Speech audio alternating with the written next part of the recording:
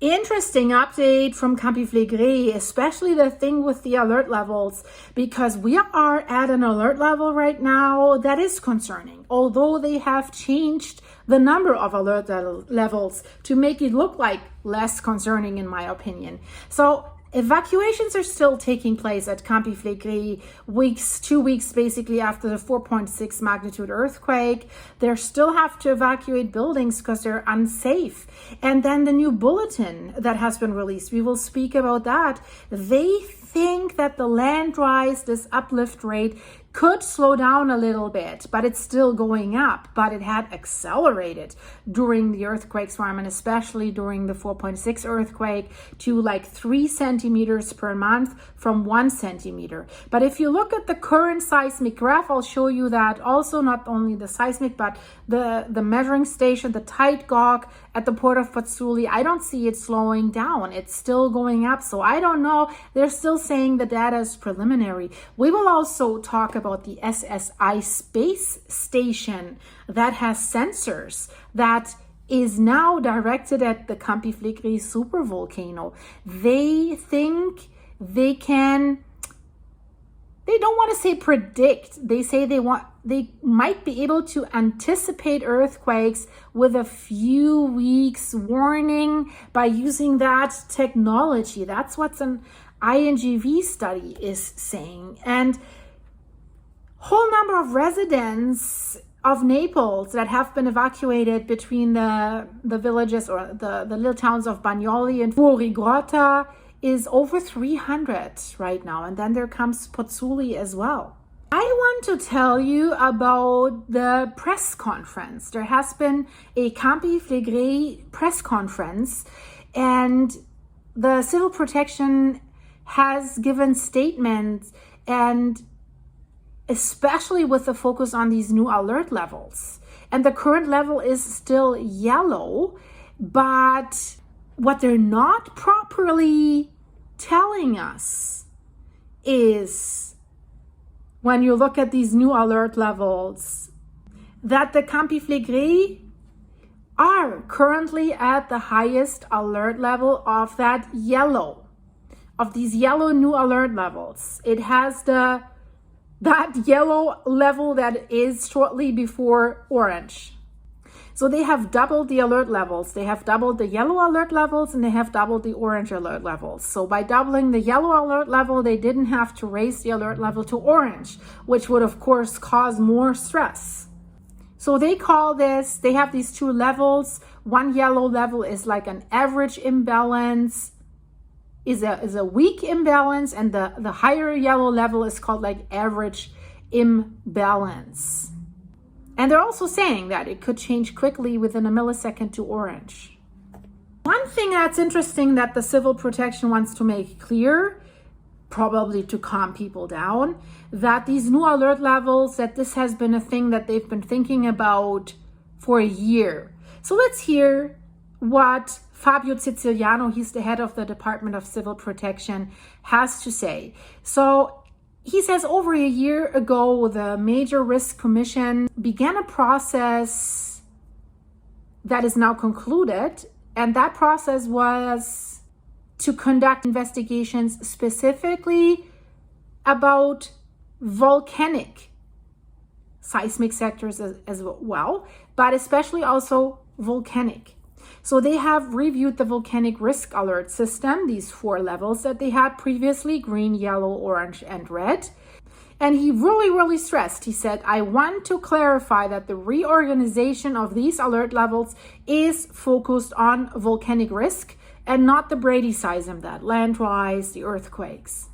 And he says, of course, the soil deformation, the land rise, is one of the parameters that are being considered when raising the alarm. What they're saying is that the Major Risk Commission recommended revising the alert levels not because of what was happening, but based on improved monitoring systems and scientific understanding, which they gathered because so much has been going on, right?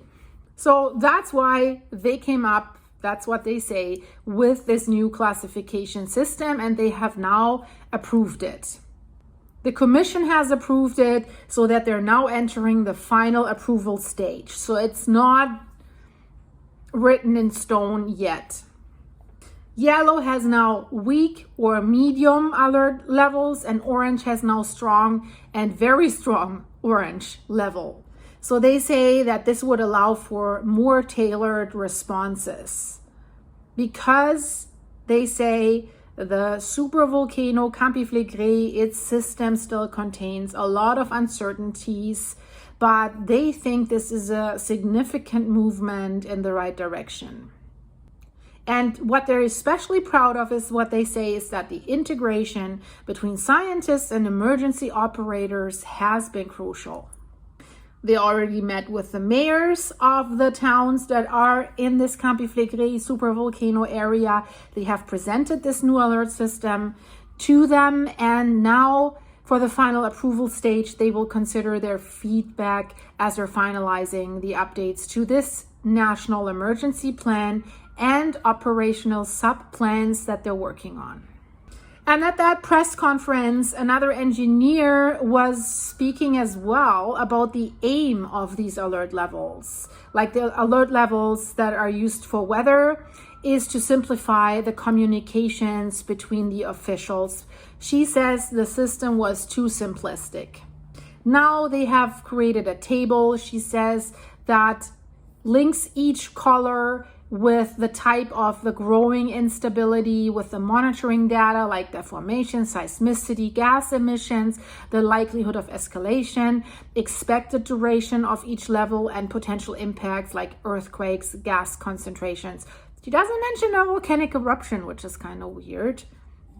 She says we can't define fixed thresholds yet due to the limited historical data, but we've greatly improved situational awareness. Yeah, that's good. So they think that this new system allows them to refine the planning for the worst case. But what they're saying is their evacuation strategy for the area stays the same. If they reach red, they want to evacuate the red zone using the national system with matching towns where they want to bring people. The new thing is that in orange, they can now act progressively, starting with the areas that are most impacted. So a red zone within the red zone with a little less people.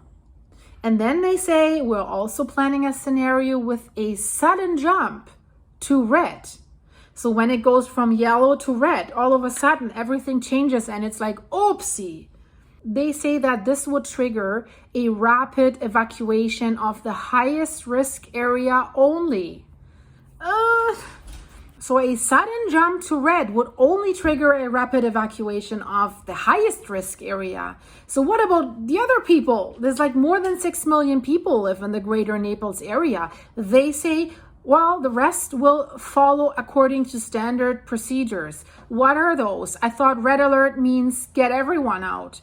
What they're saying about the current status, they say we're currently in yellow when we look at the old table of alert levels, but we've already implemented most of the phase 2 yellow measures from the new table, like enhanced monitoring, communication, and public drills. So through the back door, they're telling us, yeah, we are at the highest yellow alert level.